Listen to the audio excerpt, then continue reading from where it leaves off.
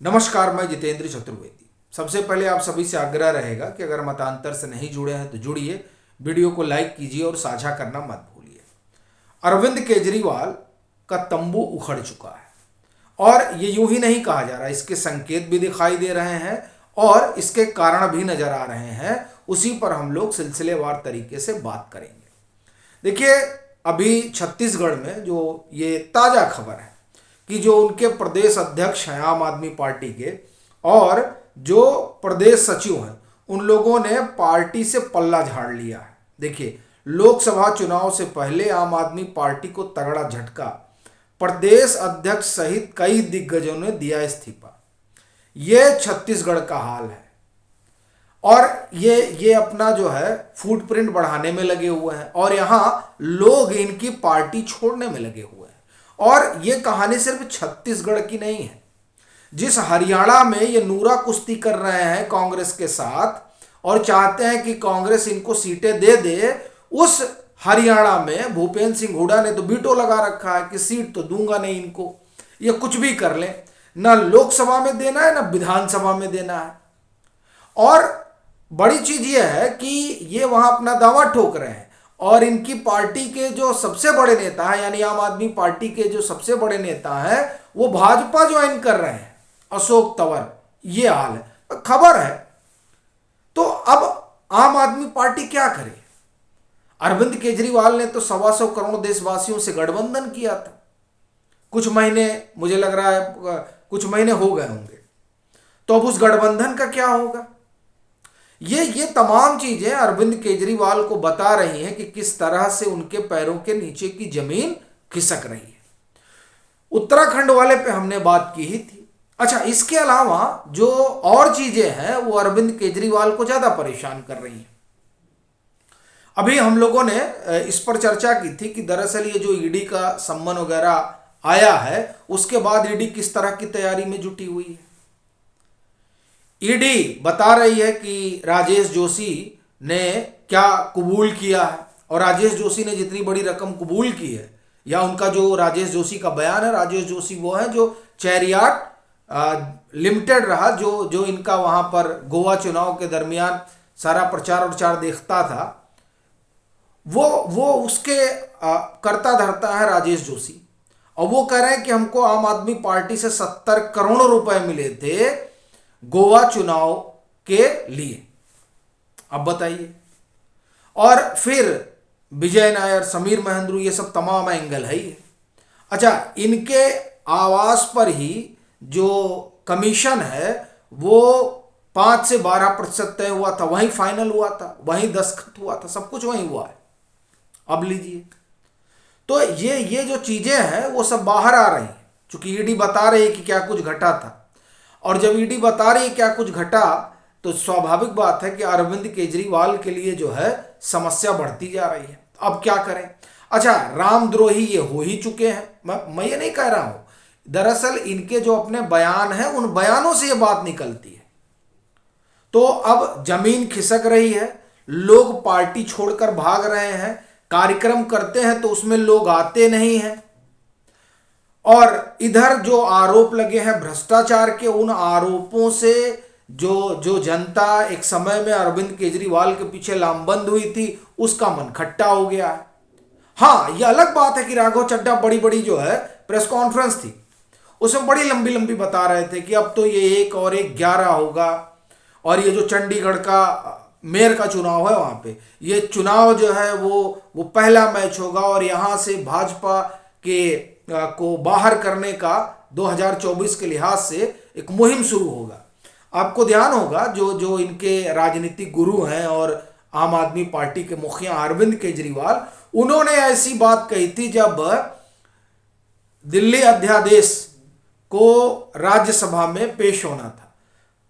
तो उन्होंने कहा था कि अगर ये हम लोग गिरा ले गए वहां राज्यसभा में तो ये सेमीफाइनल होगा 2024 का।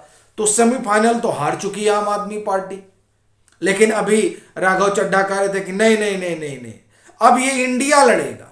अब भाई, जो राज्यसभा में दिल्ली अध्यादेश पर भी इंडिया ही खड़ा हुआ था, तब भी इंडिया ही आया था, लेकिन बात तो नहीं बन पाई थी।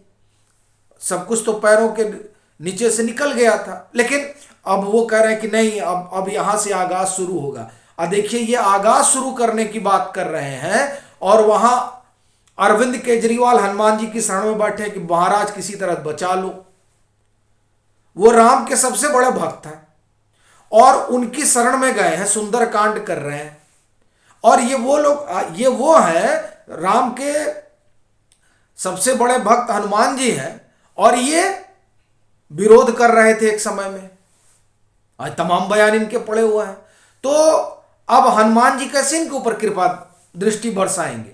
भाई, जो उनके प्रभु हैं उन्हीं का विरोध कर रहे थे कि वहां तो अस्पताल बन जाना चाहिए, वहां तो ये बन जाना चाहिए, वहां तो वो बन जाना चाहिए। तो अब इनको लग रहा है कि 2024 में कुछ हो सकता है, सो लगे हुए हैं। अच्छा, आपको ध्यान होगा कि 2020 का जब विधानसभा चुनाव था तब भी हनुमान जी शरण में गए थे, तो हनुमान चालीसा पढ़ रहे थे। यानी जैसे ही चुनाव आता है, अरविंद केजरीवाल भी बड़े चतुर राजनेता हैं, ये तुरंत हनुमान जी की शरण में चले जाते हैं और फिर वहां जाकर कहते हैं आपन तेज समारोह आप, तीनों लोग हाथ ते कांपे, मतलब हाथ जोड़ के खड़े हो जाते हैं। हनुमान जी भक्त वात्सल्य, उनको लगता है कि नहीं चलो ठीक है, आया है तो कुछ दे ही देता हूं। लेकिन इस बार नहीं लगता है दाल गलने वाली है, क्योंकि हनुमान जी भी समझ रहे हैं कि बड़ा गड़बड़ी हो रखी है, बड़ा इन लोगों के ऊपर आरोप लग रखा है भाई। और ऐसी ऐसी चीजों पर आरोप लगा है जिससे हनुमान जी बड़ी घृणा करते हैं। एक शराब घोटाले का आप देख ही रहे हैं किस तरीके का आरोप है, और दूसरी तरफ जो उनके इष्ट हैं उन्हीं के खिलाफ एक जमाने में अरविंद केजरीवाल खड़े हो जाया करते थे। तो संकट इनका बहुत बढ़ गया है और कहा जाता है कि संकट कटे मिटे सब पीरा, तो इसीलिए गए हुए हैं। लेकिन उन लगता नहीं है कि इस तरह की कोई संभावना है। और ये इसलिए कह रहा हूं क्योंकि जिस हरियाणा के पीछे ये पड़े हुए थे वहां तो भूपेंद्र सिंह हुड्डा ने अपनी टांग अड़ा दी है, और जिस भरूच से ये अपने उम्मीदवार की घोषणा करके आए हैं उस भरूच में जो है कांग्रेस तैयार नहीं, ना उस पे नहीं हो सकता भाई। अहमद पटेल वहां से आ रहे हैं, सेंटीमेंट है, ग्राउंड सेंटीमेंट है, आई चाह रहे हैं कि नहीं भरूच से हमको, मतलब आप देखिए कि गुजरात में दावा इन्होंने ठोक दिया, भरूच में अपना उम्मीदवार घोषित कर दिया। तो ये स्थिति है अरविंद केजरीवाल की कि सब जगह जो है टांग अड़ा के वो सोच रहे हैं कि यहां भी मिल जाएगा वहां भी मिल जाएगा, लेकिन ऐसा लग रहा है कि कहीं इनके हाथ कुछ आने वाला नहीं है। तो हनुमान जी की शरण में गए हैं, दुर्गम काज जगत के जेते, सुगम अनुग्रह तुम्हारे तेते, यही कह रहे हैं। लेकिन अरविंद केजरीवाल के लिए इस बार डगर बड़ी कठिन होने जा रही है, और इसके संकेत इनकी पार्टी से भागते लोग जो साफ दिखाई दे रहा है। जहां ये दावा ठोक रहे हैं वहां कांग्रेस मानने को तैयार नहीं है, क्योंकि उसको भी पता है कि स्टेट यूनिट तो रिवोल्ट कर देगी अगर इनके हिसाब से चला जाएगा तो। और तीसरा, दिल्ली का बहुचर्चित शराब घोटाला जो आम आदमी पार्टी और अरविंद केजरीवाल के लिए आप ये मानकर चलिए कि किसी आप ये कहें कि फंदे से कम नहीं है, उसमें अरविंद केजरीवाल और उनकी सरकार जो है जगड़ती जा रही है। आप देखिए संजय सिंह, मनीष सिसोदिया, अरविंद केजरीवाल का नंबर लगा हुआ है। अब ये ईडी सम्मन कर रखा है, अगर ये नहीं जाते हैं तो ईडी जा रही है कोर्ट, और फिर कोर्ट से वारंट लेके आएगी, इनको शीश महल से लेकर जाएगी, इनसे पूछताछ करेगी, क्योंकि उसके पास सवाल बड़े गंभीर हैं। और जो सवाल है उसका जवाब अगर अरविंद केजरीवाल नहीं देंगे ठीक ठीक तो समय इनका लंबा जाएगा।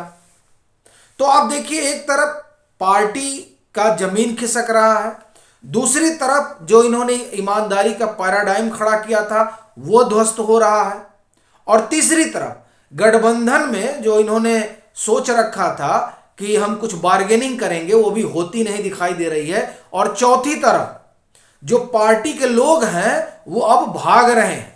तो इस लिहाज से अगर आप देखें तो आज की परिस्थिति में अरविंद केजरीवाल के लिए समस्या बहुत बड़ी हो चली है। और इसमें एक चीज और जोड़ लीजिए, ये जो पीएम डिग्री विवाद है उसमें हम लोगों ने संजय सिंह की तो चर्चा की, लेकिन अरविंद केजरीवाल तो छूट गए थे।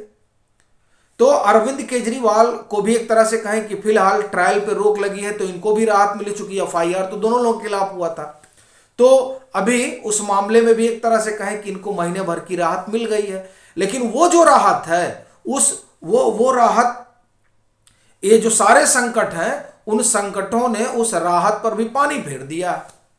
अब ये देखने वाली बात रहेगी कि आगे अरविंद केजरीवाल और आम आदमी पार्टी क्या कुछ करती है और क्या कुछ नया निकल कर आता है। अभी के लिए फिलहाल इतना ही। अगर आप मतांतर से नहीं जुड़े हैं तो जुड़िए, वीडियो को लाइक कीजिए और साझा करना मत भूलिए।